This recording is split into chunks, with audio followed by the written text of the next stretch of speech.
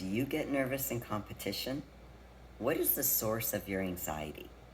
Well, today I'm going to talk about where anxiety comes from, and I'm going to outline 3 steps to deal with the fear of failure.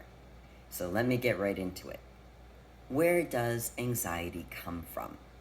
Well, the root cause of anxiety is fear, and fear does come in different forms depending on the person, because each person fears different things with varying intensities and resulting in various outcomes.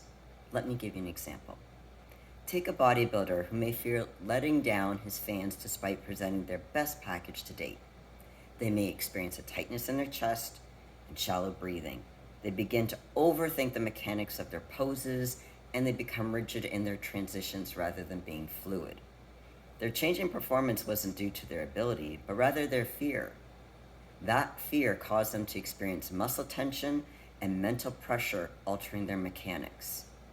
Let me give you another example. A professional bodybuilder, let's say, has been winning show after show, but when they're backstage competing at the Olympia, they can become overwhelmed by fear.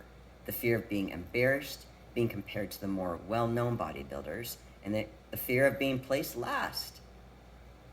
This can be further compounded in the pump-up room by watching their rivals pump up.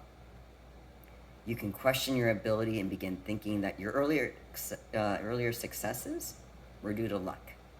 So from the time you step on stage at prejudging until the time you step off stage, you might feel overwhelmed. You might feel small. You might feel watery.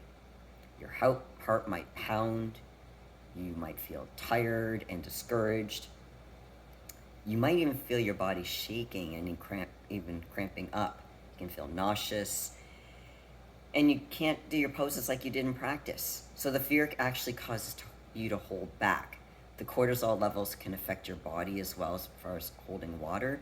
And you may place last, which becomes a self-fulfilling prophecy. From these 2 examples, you can see that fear, such as letting down fans, being inadequate compared to your competition, this causes anxiety. It creates physical tension and throws off the mechanics of your performance. And if you believe that you're just a nervous bodybuilder, that will further interfere with your ability to perform because of that internal pressure. When you understand and are aware of your personal mental barriers, you can overcome these obstacles and perform more consistently in your competition. So let me talk about dealing with the fear of failure. I want you to follow this 3-step process to help you deal with your fears. First, examine the root causes of your fear. What are you worried about the most in competition if you don't do well? The second, understand how fear has affected your performance. So when you're fearing something, how does it change your performance specifically? To perform tight, to perform over-controlled. Know what's going on so we can work on how to fix that. That's the third piece. Plan how to address that fear head on, because most fears are irrational for athletes. Can you uncover any irrational thinking about your fear?